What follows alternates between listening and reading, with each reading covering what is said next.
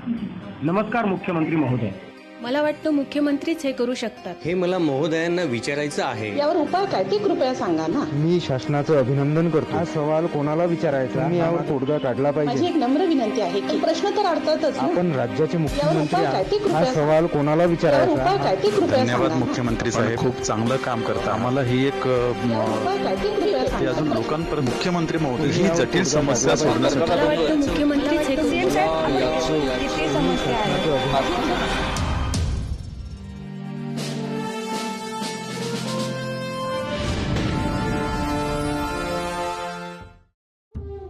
अज्ञानाकडून ज्ञानाकडे नेते ते शिक्षण. चांगल्या वाईटाची समज देते ते शिक्षण. माणसाला माणूसपण शिकवते ते शिक्षण. बुद्धी सूर्यासारखी प्रखर करते ते शिक्षण. उज्ज्वल भविष्याची पायरी असते ते शिक्षण. नमस्कार, मी सुबोध भावे आपलं स्वागत करतो एका नाविन्यपूर्ण कार्यक्रमात. मी मुख्यमंत्री बोलतोय, जिथे आपल्या राज्याचे प्रमुख लोकांच्या समस्या जाणून घेतात आणि त्याचं निवारणही करतात. गेल्या भागात आपण शिक्षण व्यवस्थेतील वेगवेगळ्या समस्या जाणून घेतल्या आणि त्यावर मुख्यमंत्र्यांचं काय म्हणणं आहे हेही ऐकलं. गेल्या भागात शैक्षणिक शुल्क वाढ, आदिवासी शाळा, डिजिटल शाळा आणि चॉईस बेस्ड क्रेडिट सिस्टीम अशा विविध विषयांवरती आपण प्रकाश टाकला. या भागात आपण शिक्षण विषयातील आणखी प्रश्न पाहणार आहोत. प्रत्येक व्यवस्था चालवण्यासाठी त्याचा विकास आराखडा असणं फार गरजेचं असतं असं म्हणतात. आणि यालाच अनुसरून आजचा आपला पहिला प्रश्न आहे, जो स्टुडिओत हजर असलेले संजीव चेटुले मुख्यमंत्र्यांना विचारतात. नमस्कार सर, संजीव चेटुले, मी नागपूरहून आलो आहे. प्री-IAS ट्रेनिंग सेंटरचा स्टुडंट आहे मी. ज्याप्रमाणे एखाद्या शहराचा विकास आराखडा दर 10 वर्षांनी बदलतो, त्याप्रमाणे शिक्षणाचा आराखडासुद्धा अभ्यासक्रमानुसार आणि विद्यार्थ्यांच्या गरजेनुसार सतत बदलत राहावा असं आपल्याला आवश्यक वाटतं का? त्याचप्रमाणे 10+2+3 हे सूत्र बदलणार आहे का? पहिला जो प्रश्न आहे तो अतिशय योग्य प्रश्न आहे. मला असं वाटतं की 10 वर्ष का दर 5 वर्षांनी याचा आढावा घेता आला पाहिजे. आणि म्हणून आता जी नवीन आपण विद्यापीठ कायदा तयार केला आहे, या नवीन विद्यापीठ कायद्यात ही फ्लेक्झिबिलिटी आहे. शेवटी आज आपण जर बघितलं तर जग इतकं वेगानं पुढे जात आहे की टेक्नॉलॉजीज या दर 2 वर्षांनी ऑब्सोलीट होत आहेत. त्यानंतर आपण ज्याला डिस्रप्शन्स म्हणतो, म्हणजे एक असतो की एक टेक्नॉलॉजी अपग्रेड होत जाते आणि एक डिस्रप्शन असा असतो की जो एका दिवसात सगळं ऑब्सोलीट करून 4-5 स्टेपनी वर चालला जातो. अशा प्रकारचे डिस्रप्शन्स हे मोठ्या प्रमाणात येत आहेत. त्यामुळे ही फ्लेक्झिबिलिटी विद्यापीठांना असलीच पाहिजे. ती आता आपण दिलेली आहे. त्यामुळे विद्यापीठांनी सातत्याने आपल्या कोर्सेसची प्रासंगिकता, आपल्या करिक्युलमची प्रासंगिकता ही तपासलीच पाहिजे आणि अप्रासंगिक हे बदलले पाहिजे. दुसरं, जोपर्यंत विद्यापीठं मार्केटशी जोडले जाणार नाही, म्हणजे विद्यापीठाचं काम 2 प्रकारे. एक, नवीन संशोधन हे मार्केटला देणं, आणि दुसरं, मार्केटमध्ये जे आहे त्याला अनुरूप अशा प्रकारचं मानव संसाधन तयार करणं. या दोन्हीकरता विद्यापीठांची व्यवसायांशी, मार्केटशी, बिझनेसेसशी कनेक्टिव्हिटी असली पाहिजे, रिसर्चची कनेक्टिव्हिटी असली पाहिजे. ती करण्याचा प्रयत्न आता आपण या ठिकाणी करतो आहोत. रुसासारखं आपण जो केंद्र सरकारचा आज उपक्रम आपण हातात घेतला आहे, यातनं मोठ्या प्रमाणात गुंतवणूक आपण करतो आहोत. त्यामुळे हे अगदी बरोबर आहे. आणि मी ज्या स्वायत्ततेचा मगाशी उल्लेख केला की कॉलेजेस स्वायत्त का झाली पाहिजे, तुम्ही बघा की उदाहरणादाखल समजा बिट्स पिलानी असेल किंवा अशा प्रकारचे जे काही इन्स्टिट्यूशन्स आहेत, या इन्स्टिट्यूशन स्वायत्त असल्यामुळेच या इतक्या ताकदीनं विकास करू शकतात. कारण जगात जे चांगलं आलं ते पटकन त्यांना अंगीकारता येतं. आणि जे ॲफिलिएटेड इन्स्टिट्यूशन्स असतात त्यांना जोपर्यंत युनिव्हर्सिटी स्वतः बदल करत नाही तोपर्यंत त्यांना बदल करता येत नाही. आणि म्हणून हे तुम्ही जे सांगितलं ते अत्यंत महत्त्वाचंच आहे. दुसरा प्रश्न काय होता तुमचा? 10+2 नाही, आत्ता तरी ते सूत्र बदलण्याचं काही डोक्यामध्ये नाही आहे. सध्या ते सूत्र चालणार आहे. पण काही कोर्सेसमध्ये जसं आता आपल्याला माहिती आहे की 5 इयर कोर्स लॉमध्ये आला. आता हा कोर्स तुम्ही म्हणाल तर अंडर ग्रॅज्युएट आहे, म्हणाल तर पोस्ट ग्रॅज्युएट आहे. तर मग असे काही कोर्सेस येऊ शकतात, पण आत्ता तरी सूत्र तेच राहणार आहे. महाराष्ट्राची सध्याची स्थिती पाहता बरेच विद्यार्थी एखादं शिक्षण घेतात आणि ते शिकत असताना त्यांना जाणवतं की त्या विषयात त्यांचा तितकासा कल नाही। यावर तोडगा म्हणून राज्य शासनानं कल चाचणी म्हणजेच ॲप्टिट्यूड टेस्ट सुरू केली, जेणेकरून विद्यार्थ्याला त्याच्या आवडीचा विषय शालेय जीवनातच कळेल। याच विषयावर संजय बोरगावकर यांनी ईमेलने प्रश्न पाठवलाय। त्यांचा प्रश्न आहे, कल चाचणीच्या नावाखाली महाराष्ट्र राज्य परीक्षा मंडळाने मार्च 2017 पासून इयत्ता 10वी व 12वीच्या परीक्षा शुल्कात वाढ करणं कितपत समर्थनीय आहे? याच विषयावर दुसरा प्रश्न व्हॉट्सएप द्वारा शेख जावेद यांनी विचारला है। मराठवाड़ा जैसे इलाके में आज बेरोजगारी बहुत है। अगर यहाँ के युवा पीढ़ी को कौशल्य प्रशिक्षण मिले तो उसका इस्तेमाल करके यहाँ के युवकों के लिए रोजगार निर्माण कर सकते हैं। इसके लिए आप क्या करने वाले हैं? माननीय मुख्यमंत्र्यांचं उत्तर ऐकूया। वाढ जी केलेली आहे ती वेगवेगळ्या गोष्टींकरता केलेली आहे, ती काही फार केलेली नाही आहे, ती अतिशय कमी वाढ केलेली आहे। पण कल चाचणी जी आहे, शेवटी मला आठवतं की एका कुठल्या तरी विद्यापीठाची एक जाहिरात यायची टी व्हीवर आणि त्याच्यामध्ये एक जण कुठेतरी प्रवेश घ्यायचा आणि मग तो असा बकऱ्यासारखा मे म्हणून ओरडायचा आणि त्याच्या पाठीमागे सगळे बकरे जायचे। तर दुर्दैवाने हेच आहे, इंजिनिअरिंगचा लोंढा आला की इंजिनिअरिंग, मग मेडिकल, मग अजून काय CA। आत्ता आपलं कशामध्ये, म्हणजे अनेक इंजिनियर्स असे आहेत, आम्ही अलीकडच्या काळामध्ये बँकेच्या क्लर्कच्या नोकरीकरता जर अर्ज मागवला तर काही इंजिनियर्स त्या ठिकाणी अर्ज करतात। आपल्या समजा 100 ग्रॅज्युएट इंजिनियर्स आहेत, त्यातले 75 इंजिनियर्स हे क्वालिफाय होत नाही आहेत। तर आपला ॲप्टिट्यूड काय आहे? कुठलंही शिक्षण घेतल्यानंतर त्या शिक्षणात गुणवत्ता असली पाहिजे आणि प्रत्येक व्यक्तीमध्ये उपजत काही गुण असतात, उपजत ते त्याला माहिती नसतात। एखादा व्यक्ती मॅथ्समध्ये फार चांगला असतो, एखादा आर्ट्समध्ये असतो, एखादा कॉमर्समध्ये असतो, एखादा अगदी संशोधन करण्याचं त्याचं माइंड असतं, एखादा लहानपणापासूनच आपल्या घरचा रेडिओ उघडून किंवा मोबाईल उघडून त्याच्यामध्ये 4 गोष्टी करणं। तर ही त्याच्या माइंडचा हा जो कल आहे, हा जर त्याला समजलाच नाही आणि तोही त्या बकऱ्यांसारखा आपलं सगळे करतायत तेच मला करायचं आहे कारण घरच्यांना तेच वाटतं आहे, अशा अवस्थेत गेला। बरं, घरच्यांना जर मुलांनी सांगितलं की मी थोडं वेगळं काही करू इच्छितो तर त्यांनाही कॉन्फिडन्स वाटत नाही। या कल चाचणीच्या माध्यमातून तो कॉन्फिडन्स त्या विद्यार्थ्याला येणार आहे आणि तो कॉन्फिडन्स त्या पालकांना येणार आहे आणि आपल्याला भविष्यात ही कल चाचणी अजून आधुनिक करायची आहे, ज्याच्यामध्ये इतकं ऑब्जेक्टिव्हली आपल्याला एखाद्या व्यक्तीचं स्कॅनिंग करता आलं पाहिजे की त्याच्या भविष्यातला रस्ता हा त्याला त्याच दिवशी आपल्याला सांगता आला पाहिजे। आणि नवीन अप्रेंटिसचा कायदा जो तयार झाला त्याच्या अंतर्गत सर्वात जास्त अप्रेंटिस आता आपण महाराष्ट्रामध्ये गेल्या वर्षी देशात आपण नेमू शकलो आहोत। जवळजवळ आपण 24 उद्योगांची MOU करून त्या ठिकाणी 8 लाख तरुणांना कौशल्य प्रशिक्षित करण्याच्या संदर्भातलं काम सुरू केलेलं आहे।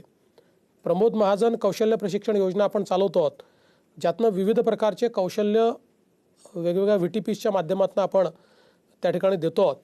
त्यामुळे आता मराठवाड्यातही खूप मोठी व्यवस्था उभी केली आहे आणि विशेषतः स्किल डेव्हलपमेंटचे मंत्री मराठवाड्यातले असल्यामुळे त्यांनी मराठवाड्यामध्ये विशेषतः त्याच्या संदर्भातला जोर दिला आहे। आणि एक अजून आपण आता योजना करतो आहे की 3 लाख शेतकऱ्यांच्या मुलाकरता आपण शेती आणि शेतीपूरक उद्योगातलं स्किल हे देण्याच्या संदर्भातला एक कोर्स तयार केलेला आहे आणि तोही आपण मोठ्या प्रमाणात देणार आहोत। मला वाटतं त्यांचा प्रश्न अतिशय योग्य आहे। आजच्या रोजगाराच्या प्रश्नावर किंवा बेरोजगारीच्या प्रश्नावर खरं उत्तर जर काही असेल तर ते स्किल डेव्हलपमेंट आहे। कार्यक्रमात पुढे जाऊया।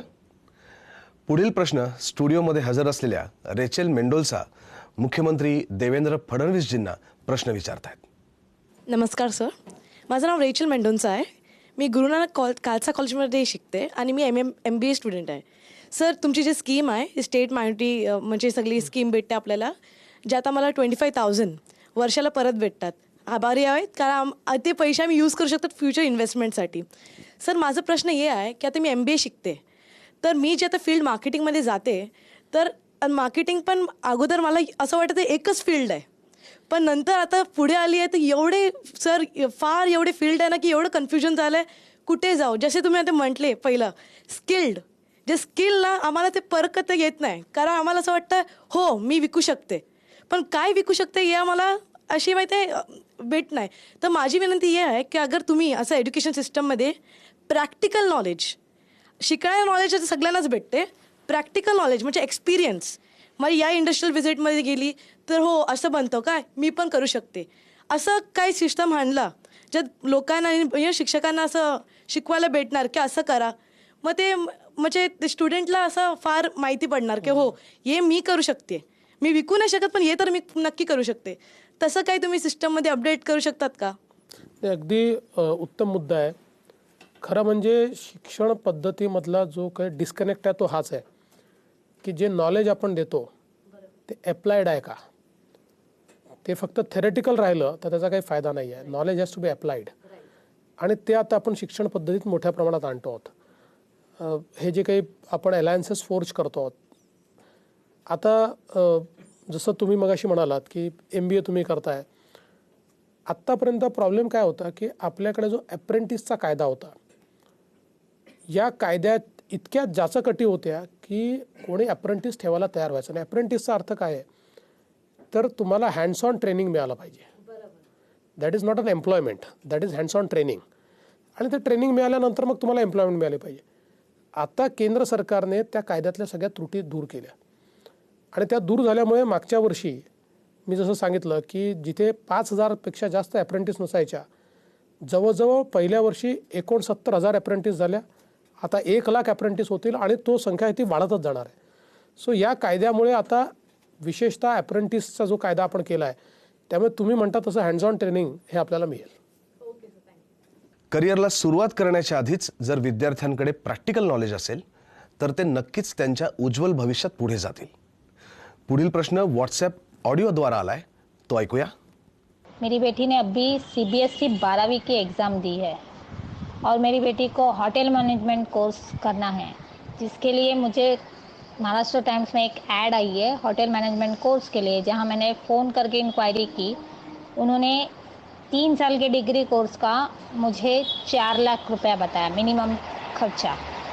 मेरे हस्बैंड एक ऑटो रिक्शा ड्राइवर है, लेकिन हमारे जैसे मिडिल क्लास ऐसा क्या करे जिससे मैं उसको ये डिग्री कोर्स करवाऊँ. कृपया करके आप मुझे सलाह दीजिए. हे मुळामध्ये आता आपण काही कोर्सेस करता राजश्री शाहू महाराज शिष्यवृत्ती योजना सुरू केली आहे, ज्यात 50% फी ही आपण राज्य सरकारच्या वतीनं देतो आहोत. त्यासोबत आपण शैक्षणिक कर्ज देखील उपलब्ध करून देतो आहोत, आणि त्याच्यामध्ये इंटरेस्ट सबवेन्शनमुळे 2%च फक्त इंटरेस्ट लागतो, काही ठिकाणी तर 0% लागतो. केवळ मला असं वाटतं की ॲडमिशन घेताना ती संस्था तेवढी गुणवत्तापूर्ण आहे का हे बघितलं पाहिजे. कोर्स जो आपण करतोय तो एम्प्लॉयबल आहे का हे बघितलं पाहिजे.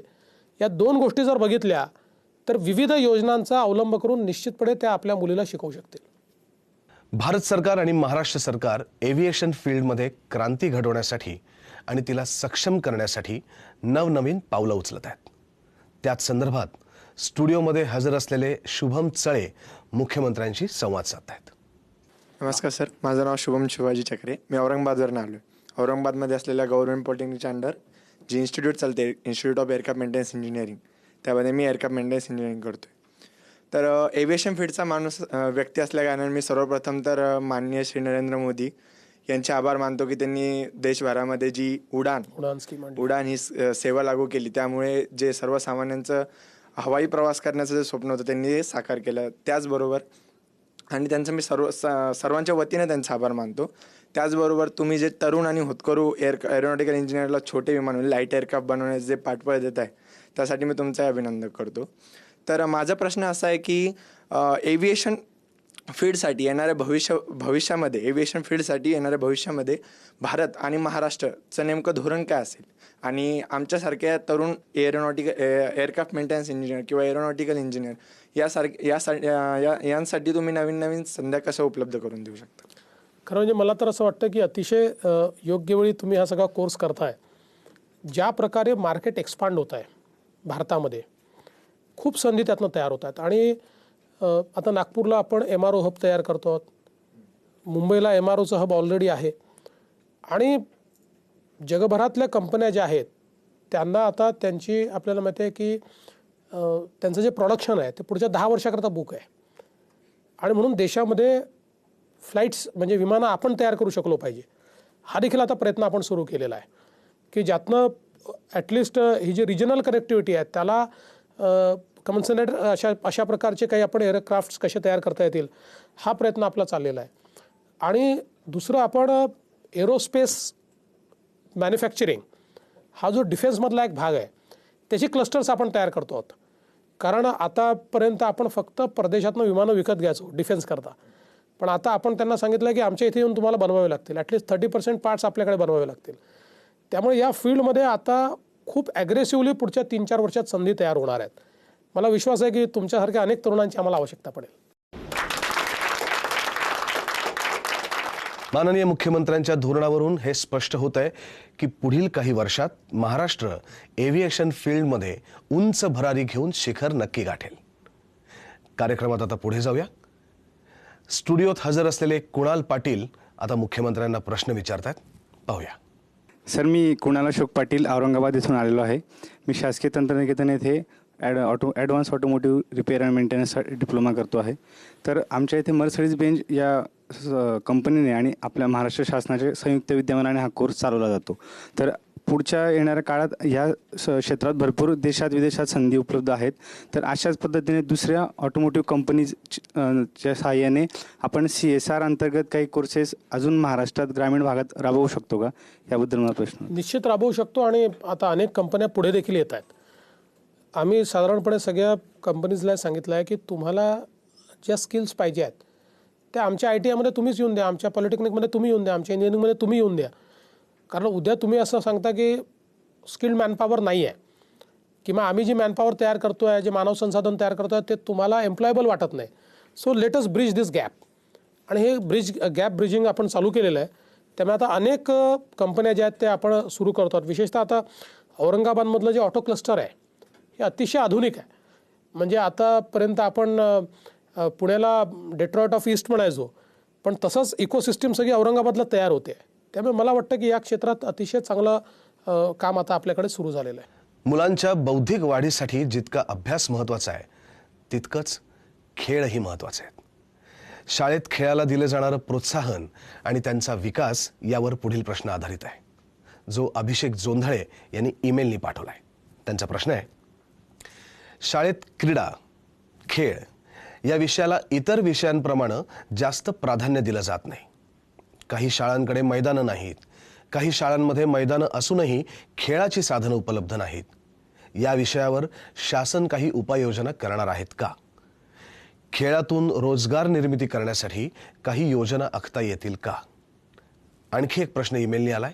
प्रश्न आहे, विविध 42 खेळाव्यतिरिक्त इतर शालेय खेळांना सवलतीचे गुण मिळणार नाहीत असं 25 एप्रिल रोजी शासनानं परिपत्रक काढलंय. त्यामुळे विद्यार्थ्यांचं नुकसान होत आहे. त्यात आणखी काही खेळांचा समावेश करता येईल का? पाहूयात माननीय मुख्यमंत्र्यांचं काय उत्तर आहे.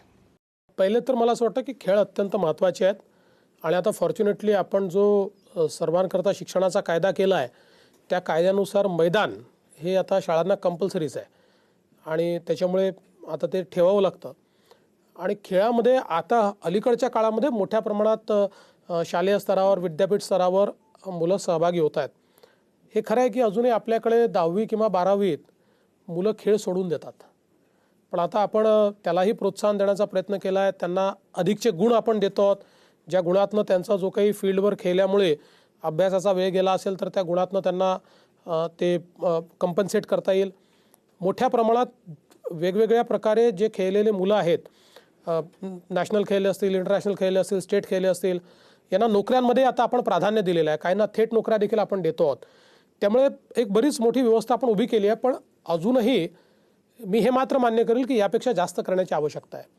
खेळांचा समावेश करत असताना आपण हे बघतो की तेच खेळ राष्ट्रीय स्तरावर खेळले जातात का, आंतरराष्ट्रीय स्तरावर खेळले जातात का, एशियाडमध्ये ऑलिम्पिकमध्ये हे खेळले जातात का. असं आहे की भारतामध्ये किंवा महाराष्ट्रामध्ये दरवर्षी 2 किंवा 3 नवीन खेळ तयार होतात आणि ते चांगलं आहे. पण आता त्या जर खेळांना पुढे ॲव्हेन्यूज नसेल, त्याला रिकग्निशन नसेल, ते आंतरराष्ट्रीय राष्ट्रीय स्तरावर खेळले जात नसतील, तर त्याला मार्क्स देऊ नये, त्या विद्यार्थ्याला आपण प्रावीण्य नाही मिळवून देऊ शकत. आणि म्हणून आपल्याला खेळाची निवड करताना काही निकष ठेवावे लागतात.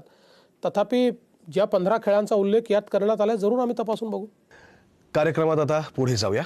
स्टुडिओमध्ये हजर असलेली वैष्णवी फाटक मुख्यमंत्र्यांना प्रश्न विचारते आहे. बघूया. माझं नाव वैष्णवी फाटक. मी माटुंगा या कॉलेजमध्ये आहे, Arya Poddar college of commerce and economics. Along with academics मी एक कथ्थक आर्टिस्ट आहे. तर माझा असा प्रश्न आहे की परफॉर्मिंगला I have to do PhD, तर जास्त कॉलेजेस अफिलिएटेड नाही आहेत. मास्टर्स वेगळीकडून करायला लागतं आणि PhDला वेगळं होत आहे.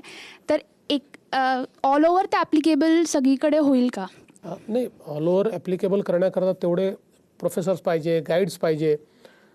अनफॉर्च्युनेटली परफॉर्मिंग आर्ट्सला आपल्याकडे अजून तेवढ्या मोठ्या प्रमाणात शैक्षणिक दर्जा मिळालेला नाही आहे, जो मिळाला पाहिजे. You are right. पण जरूर त्याचा आम्ही विचार करू. काय चांगली सूचना. थँक्यू. मला असं वाटतं की एक भारताला खूप मोठी संधी आहे. आज आपण एका डेमोग्राफिक डिव्हिडंडमधनं जातो आहोत. आपल्या लोकसंख्येची रचना अशी आहे की आपलं 50% लोकसंख्या ही 25 वर्षाच्या आतली आहे आणि आपली 65% लोकसंख्या ही 35 वर्षाच्या आतली आहे. एकीकडे जेवढं विकसित जग आहे हे वार्धक्याकडे चाललं आहे. म्हणजे 2020 साली जपानचं ॲव्हरेज एज हे 48 असेल, ईस्टर्न युरोपचं 44 असेल, वेस्टर्न युरोपचं 41 असेल, चीनचं 39 असेल, अमेरिकेचं 37 असेल, त्यावेळी भारताचं 29 वर्ष असेल. म्हणजे भारताला या लोकसंख्येच्या रचनेनं एक खूप मोठं तरुणाई दिलेली आहे की ज्या तरुणाईला जर मानव संसाधनामध्ये आपण परिवर्तित केलं तर जगातल्या सगळ्या अर्थव्यवस्थांना संचालित करण्याकरता मानव संसाधनाची जी कमतरता आहे ती भारत पूर्ण करू शकेल. आणि हेच ओळखून आपल्या माननीय पंतप्रधानांनी make in India, skill India, digital India हे इनिशिएटिव्स घेतलेले आहेत. एक खूप मोठं भविष्य आणि भवितव्य आपल्याला पाहायला मिळत आहे. असं अलीकडच्या काळात बोललं जातं की we are living in exciting times. आणि आपण जर त्या सकारात्मकतेनं त्याच्याकडे बघितलं तर खरोखर इतकी प्रचंड संधी आहे. त्या संधीचा लाभ सर्वांनीच घेतला पाहिजे. आणि शिकत असताना, शिक्षण घेत असताना आणि शिकल्यानंतर एक गोष्ट मात्र सर्वांनी लक्षात ठेवली पाहिजे, तो सामाजिकतेचा भाव, राष्ट्रीयतेचा भाव. कारण शिक्षणातनं आपण स्वार्थी लोक तयार करायचे नाही आहेत, तर शिक्षणातनं आपल्याला एक पिढी अशी तयार करायची आहे की ज्याच्यामध्ये राष्ट्रीय मूल्य आहेत. आपल्या देशाकरता, समाजाकरता काही ना काही करण्याची इच्छा आहे. शेवटी आपल्याला जे शिक्षण प्राप्त होतं समाजाने व्यवस्था उभ्या केल्या म्हणून ते प्राप्त होतं. कोणीतरी कॉलेज उभं करतं, कोणीतरी शाळा उभी करते, ते सरकार असतात, कधी खाजगी माणसं असतात. त्यांनी जर ती केलीच नाही तर आपल्याला शिक्षण मिळेल कसं? आणि म्हणून समाजाने तयार केलेल्या व्यवस्थेतनं जर आपल्याला शिक्षण मिळतं तर आपल्या जीवनामध्ये परत करण्याचा देखील विचार आपल्या मनात असला पाहिजे की ज्यावेळी संधी मिळेल त्यावेळी समाजाने आम्हाला दिला आहे त्या समाजाला आम्ही नक्की परत करू. हा भाव जर असला तर आपण सगळे मिळून एक बलशाली भारत निश्चितपणे घडवू शकू. त्याकरता तुम्हाला सर्वांना खूप खूप शुभेच्छा. जय हिंद, जय महाराष्ट्र. आजच्या या भागात मुख्यमंत्र्यांनी आलेल्या प्रश्नांची सविस्तर उत्तरं दिली. शिक्षणाचं महत्त्व आणि व्याप्ती याची जाणीव करून दिली. आपलं शासन शिक्षण व्यवस्था आणि विद्यार्थ्यांना मिळणाऱ्या सुविधांबद्दल इतकं जागृत आहे, त्यामुळे येत्या काळात महाराष्ट्र शिक्षण क्षेत्रात अव्वल स्थान गाठेल आणि महाराष्ट्राला उज्ज्वल भविष्याकडे नेईल हे म्हणणं चुकीचं ठरणार नाही. पुढील भागात पुन्हा भेटूया आणखी एक नवा विषय घेऊन. त्यावरील प्रश्न विचारूयात आपल्या माननीय मुख्यमंत्र्यांना. प्रश्न अजून संपलेले नाहीत, मग उत्तरही आहेतच ना.